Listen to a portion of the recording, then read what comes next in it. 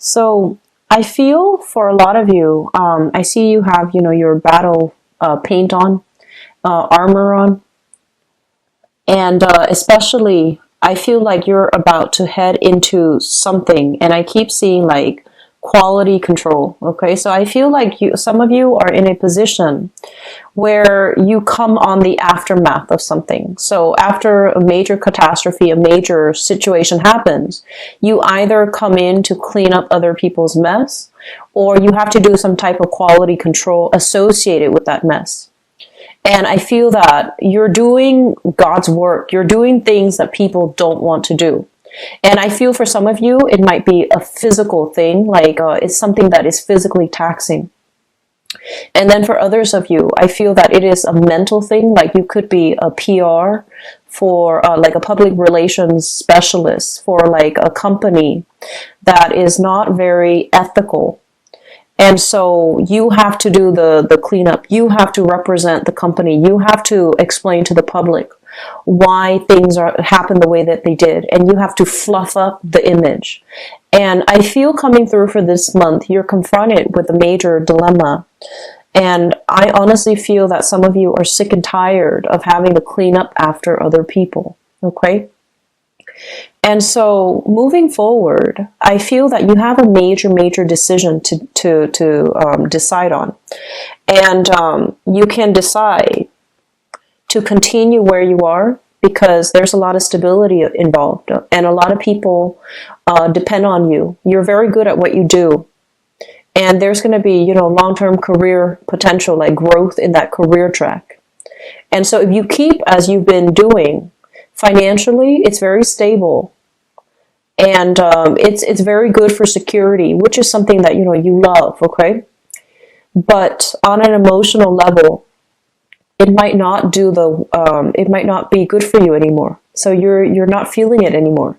You're very good at what you do, though, but you might not feel any joy and contentment in doing the work because you feel like you have to clean up other people's messes. Okay.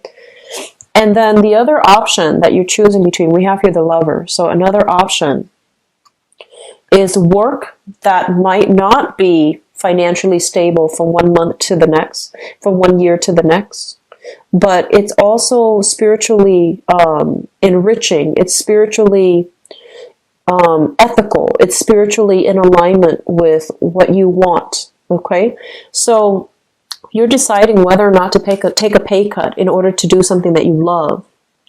And then some of you are deciding as well between, whether or not working for money, slaving away for money is going to be detrimental to your spiritual growth. So some of you are honestly, I feel like, concerned about spirituality, concerning about your path, concerning about where you need to be so that you can be the best, Cancerian person that you can be. And so I feel like there are major ethical dilemmas coming through for this month. There are major reassessment overall when it comes to the work that you're doing and whether or not that work represents your values, whether or not the work aligns with, what you believe in, aligns with your moral compass. And other people might tell you, why are you taking a pay cut? Why do you want to do this job? It requires getting your hands dirty. It doesn't pay enough. It requires a lot of hardship. And you're just like, because it's the noble thing to do. It's the right thing to do. And I really commend those of you who are thinking that way because I feel like you're going to be able to see a lot of traction, like make a lot of traction in the world, make a difference in a lot of people's lives. I see some of you, like things are going to accelerate for you where you can actually make it a career and you're going to rise really quickly. And so what I feel coming through here is, as a water sign, okay? And this is also for Pisces, also for Scorpio. Overall, you are highly intuitive. And so when that, when that inner voice creeps up and it tells you something's wrong here, we need to take stock. We need to reassess. It's basically telling you that spiritually, you're not where you need to be. You're not where you're meant to be. And so I feel that, you get these nudges because you're a water sign. And when you ignore these nudges, when you don't follow your intuition, a lot of the times too, you might find yourself very, very stuck. Okay. And you might find yourself stuck is an understatement. This is the Ten of Swords, and this is a sword about actions and consequences. This is a card about betrayal. This is a card about, I feel honestly in this spread, it represents like selling ourselves out, okay? Selling our values out and not aligning strongly with the things that we believe in. So in a way, it can be a very karmic card that basically indicates choices and repercussions. And so I feel that some of you have important major decisions to make here.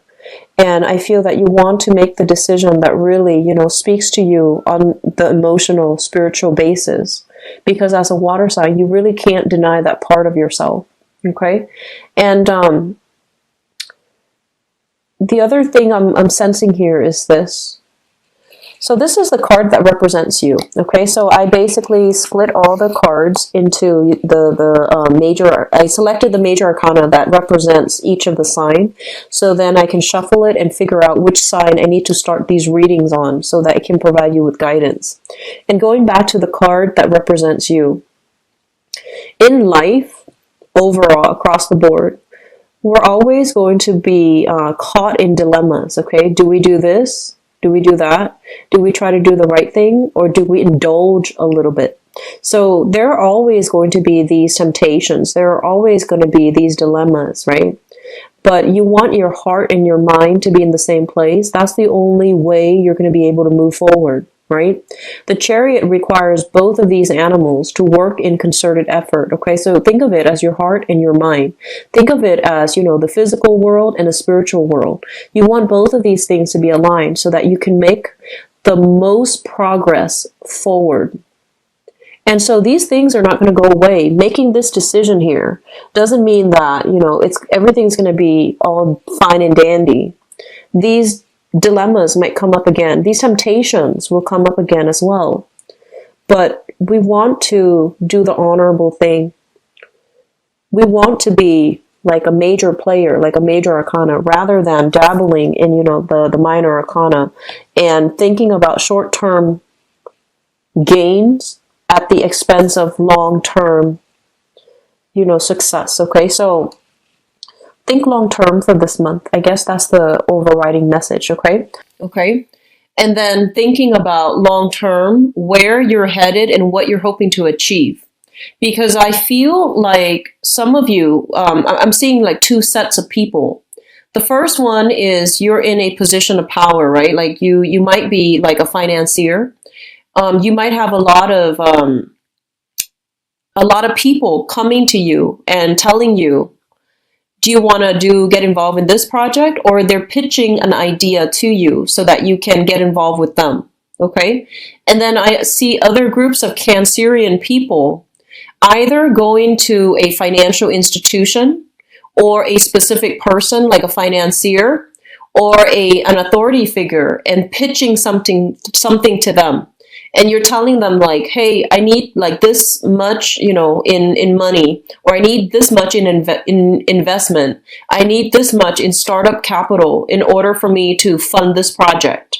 So I feel like, it can go one of two ways. Like you're the one making the decision to decide on whom to invest, or deciding on which project to invest, or you're on the other end where you're soliciting investment funds. You're soliciting like somebody for a loan. And either way, it's basically telling you realistically to have a very logical and a very, I guess practical time frame. You want to really lay out, okay, so here's what I'm going to do for the next month. Here's when the financial resources will be, recouped. And here's how long it's going to take me to, pay back the loan. So I feel that you want to be as clear, as clean cut, as linear in your time frame projection as you can be, okay? Because I feel like this is something that your word might tell other people. Here's what I am projecting it to look like.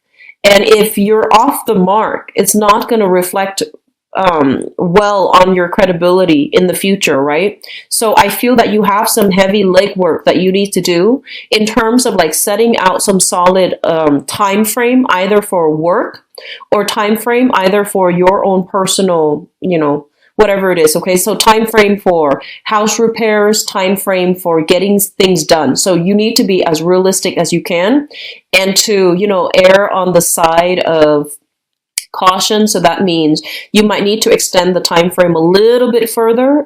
That way you can, if if there are snags along the road, if there are problems, then at least you have a little bit of buffer for that time frame. Does that make sense? So I feel like there is stringent planning that is necessary for many of you.